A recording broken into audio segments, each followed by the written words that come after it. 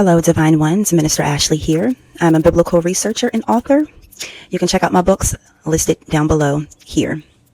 Okay, so this is part 2 of our Demonology series.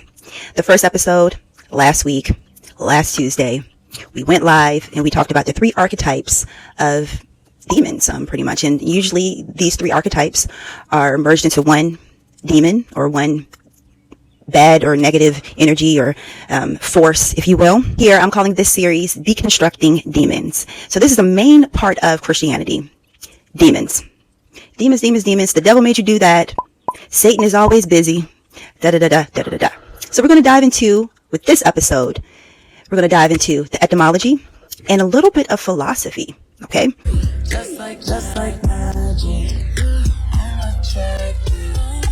I get everything I want 'cause I attract. So let's first dive into a bit of the etymology surrounding demon.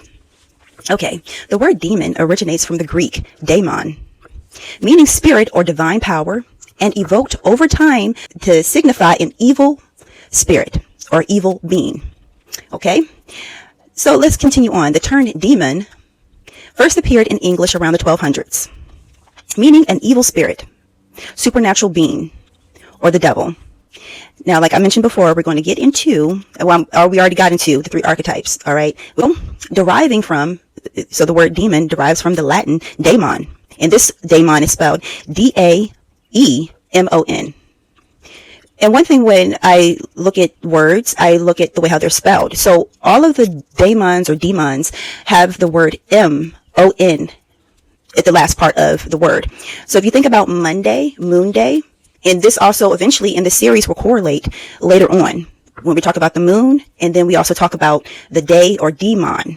All right, so keep that as in your head for later episodes. Okay, so the Latin daemon, spelled D-A-E-M-O-N, which itself comes from the Greek daemon, spelled D-A-I-M-O-N, meaning deity, divine power, or guiding spirit.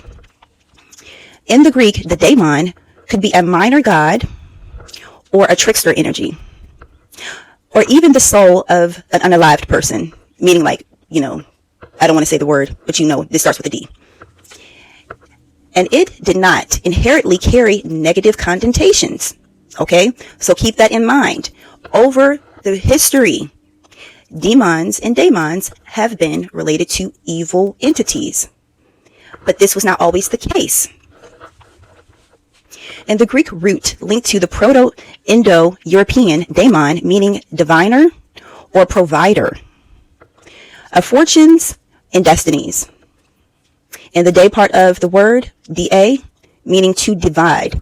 So speaking of which, let me take this opportunity to talk about my books, The Bible's Hidden Divination and Magic. You can find that here. And we're going to also talk about the Shadim. All right, so this is on page, if you have my book, page 45. And it starts initially on page 44, where we go into Deuteronomy 18. If you guys are matching that near the mic. Deuteronomy 18 and 1, when they mention about passing through the fire, that form of divination. So we will get into that eventually in this series. But we will touch briefly on the Shadim. Of course, you know about all my other books and my oracle deck. Okay. So the negative sense of demon emerged through the Christian usage of the word daemon, daemonation, which employed the translations in the Bible. The Vulgate refers to gods of the heathen, idols, or unclean spirits. And Jewish authors had earlier used the Greek term translated as Shadim, like I mentioned just before, in my book, meaning lords. Thank you. I can't really do the hearts, you know, I got the mic in my hand. Meaning, Shadim meaning lords or idols in the Septuagint. In the Old English, the word 𝐿𝐴𝐿, literally meaning hell night. So hell is a concept that we will get into later on in this series. But the etymology is important when you are doing research because it will show you the history of the word. Because like how I mentioned before, the word demon or daemon wasn't always related to an evil entity. A little bit about the Shadim. Now I do want to do the Shadim in a total different episode, like unto itself. A little bit about the Shadim. So the Shadim is also related to like the occurrences in folklore, mythology, and religion, occultism, and literature. And so this is also closely related to the spirit of Lilith. And so I speak quite a bit about the spirit of Lilith. And if you, what I've also have noticed about a lot of the figures that are demonized in the religious texts is that their origin stories usually come from them being wronged by the people of the owners of the story, or the storytellers of the story. So if you think about, like, let me give a good example. I talk about Jezebel sometimes. And so this is another topic that I have a consecrated video for, actually a couple of them. But let's just take her, for example. If her God was Yahweh, she would be praised because she didn't do anything wrong. If you look at the story, she did everything that her husband needed for her to do.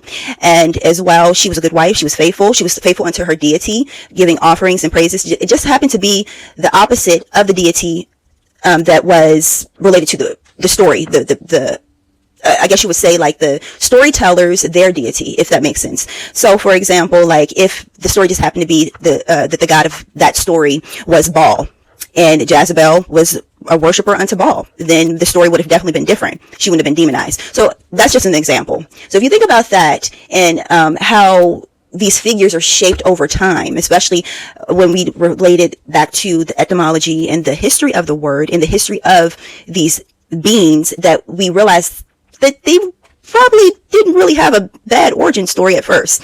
You know, probably they were wronged in some type of way. As we continue on with this series, thank you for the shares and stuff. As we continue on with this series, you'll see, like, we'll start to get into some of the backstories. So we'll start to get into some of the Bible studies related to these entities, if you will, like one that I just mentioned, Lilith.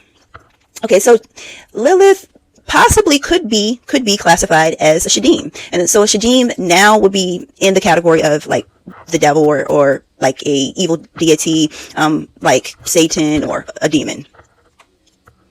And now that's all I'm going to say about the Shadim, because I'm going to have a consecrated episode for the Shadim, because there's other history that surrounds that folklore. All right, now with Christian demonology. So demonology is like the study of demons. And so that doesn't mean that the person is working with demons. A lot of people that study demonology, you know, like the field of demonology, they probably don't even believe in demons. You know, like me, I don't believe in a mythological creature, but I do understand the archetype. I do understand the history related to these entities, if you will. Okay, so with Christian demonology is the study of demons from a Christian point of view. Okay, one of the highlighted scriptures that they have that is prevalent in the shaping of the idea surrounding demons would be 1 Corinthians 10. And it goes through, like, it's actually pretty long and pretty lengthy. We probably have to do like a consecrated Bible study around, like, you know how I like to dig through everything and go sentence by sentence, word by word. We probably have to do a consecrated Bible study for that. But Paul states explicitly in 1 Corinthians 10, forbidding idols and, like, pretty much like idols. So I guess, like, what they're saying in this scripture is that demons could be seen as a form of idols. But my only thing with this, when it comes to idols, is that, what does it say in the Old Testament? Thou shalt not have any graven image or any image, something like that. Okay. And so I think about all of the Christian symbolism that is, in the churches that people wear around their necks. Would that not can be considered idolatrous? You know, just some things to think about. All right. So I'll save that scripture for, like, another discussion. But one thing that they do mention in the classification of demonology is fallen angels and the Nephilim.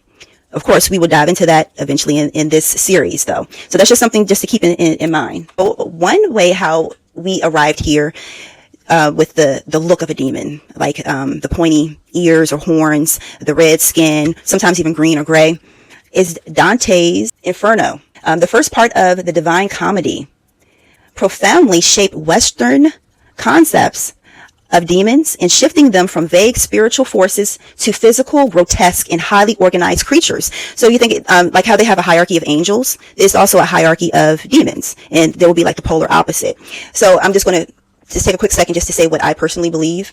I personally believe that, more so like Socrates, and I'm just finding out about, like, his philosophy. I'm going to dive deeper into that eventually. But I personally believe that angels and demons are aspects of our personality and our consciousness. You ever done anything that you sort of kind of felt bad about, you know, that it was probably like your lower nature? That would be probably considered to be a demon. And I also think about demons as demands. So if you think about this from a more Christian concept, on an esoteric level, Christian concept, if angels are supposed to be like the higher, like in the higher realms, like in heaven, they're supposed to, you know, like be up there in heaven with God, and supposed to be us taking our higher self.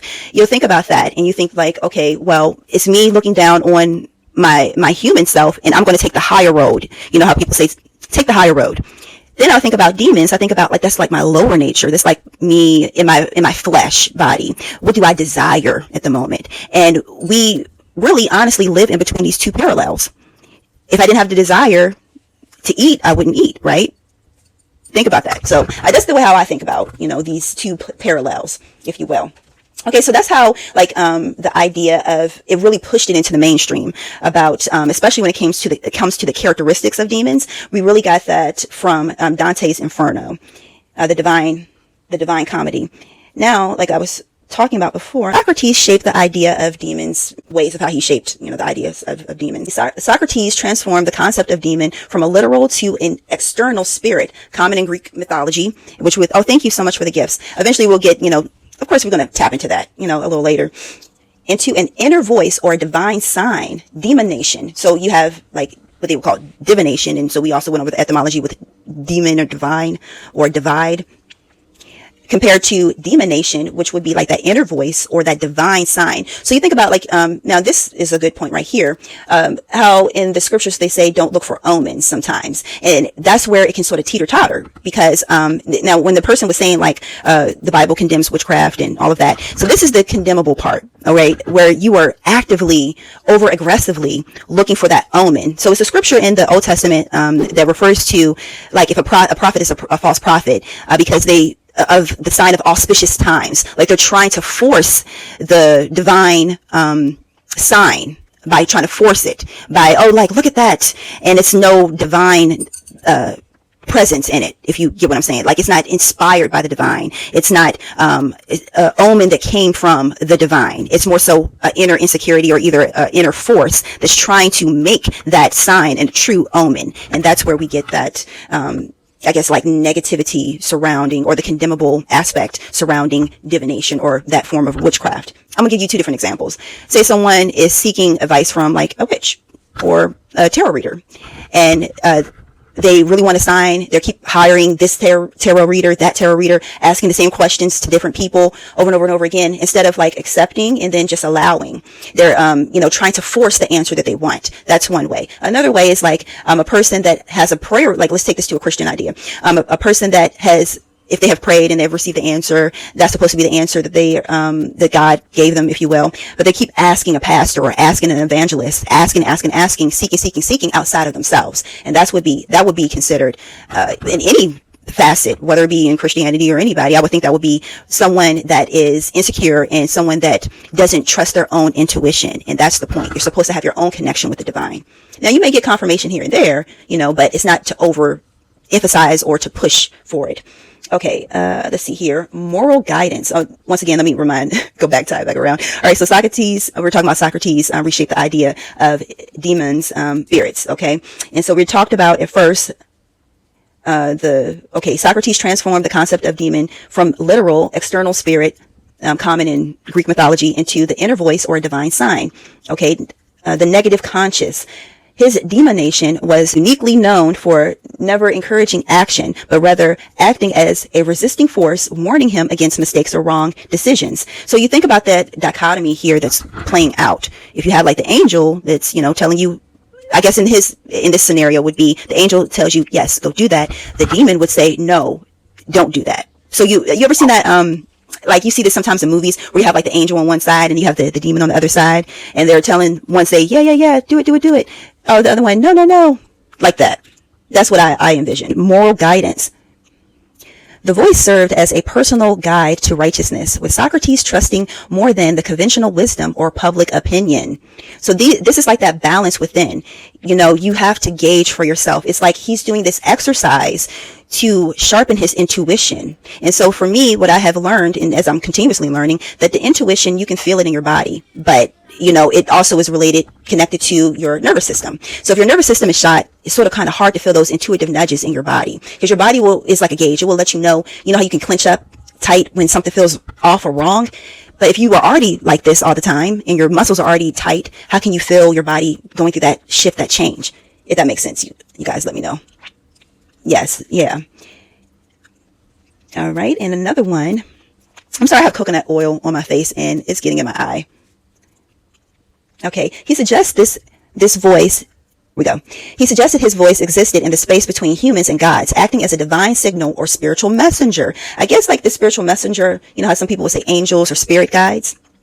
Defense against accusations. At his trial, Socrates used the existence of his personal demonation to argue that his philosophy was guided by divine forces, even as he was accused.